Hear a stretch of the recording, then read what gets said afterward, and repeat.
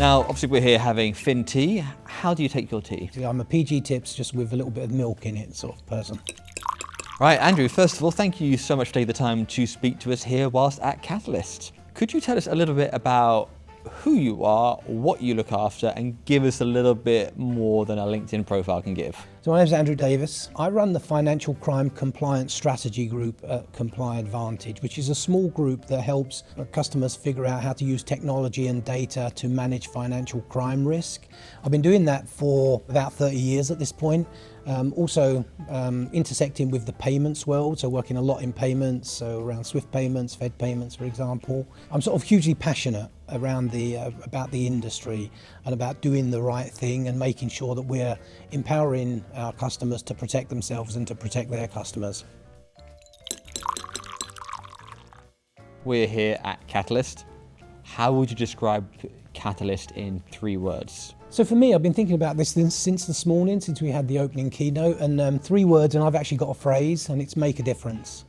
I think everything that we're talking about here with the industry is all about making a difference, making sure that we're supporting a moral imperative in fighting financial crime. So my 3 words, make a difference.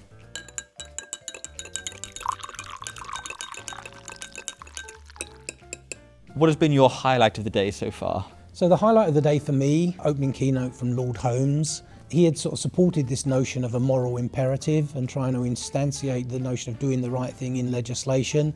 And he touched on the fact that, financial crime, which obviously everything is about financial crime at Catalyst today, is really about human stories, it's about the human impact and how we can protect our customers, protect from the financial markets, but really do that from the ground up by protecting those people that are most vulnerable for exploitation by criminals. What is the biggest challenge that you're hearing from financial institutions when it comes to compliance? The biggest challenge I hear right now, something that we've talked about a lot at Catalyst, and that is the use of different types of technology, machine learning and AI by criminals to conduct their criminal activities.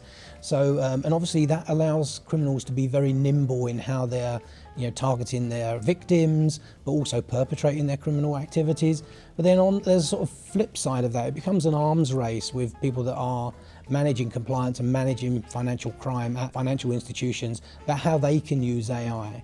So it's an arms race with technology, but it's making sure that we don't just sort of let the criminals run wild with the use of this technology. We at least sort of are sort of pari passu with the criminals in leveraging this technology so that we can beat them in the arms race. So it's about the financial services, which we know has been transformed over the years. We talk about real-time payments, we talk about digital inclusion and digital transformation. We want to make sure those services are appropriately protected by using technology. So as financial services evolve, we want to make sure that those services that are provided to consumers of financial services are appropriately protected using better technology than the criminals are using.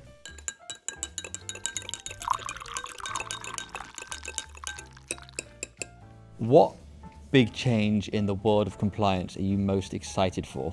So my colleague Ian and we talked about it this morning, and actually we talked about it briefly with Lord Holmes, but we're great advocates of the use of shared data between institutions and also with public-private partnerships.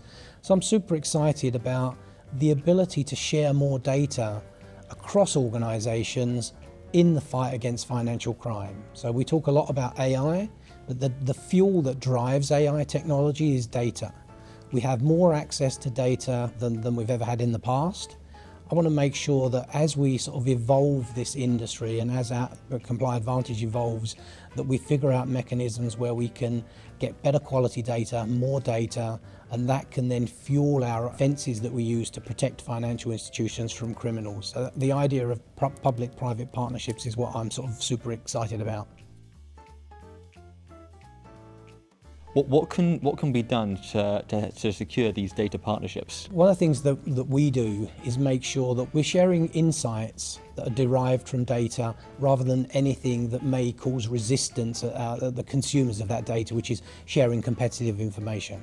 We want to share information that is necessary and sufficient to fight financial crime, but still obviously not touch data that people may see as subject to privacy requirements, but also subject to competitive requirements.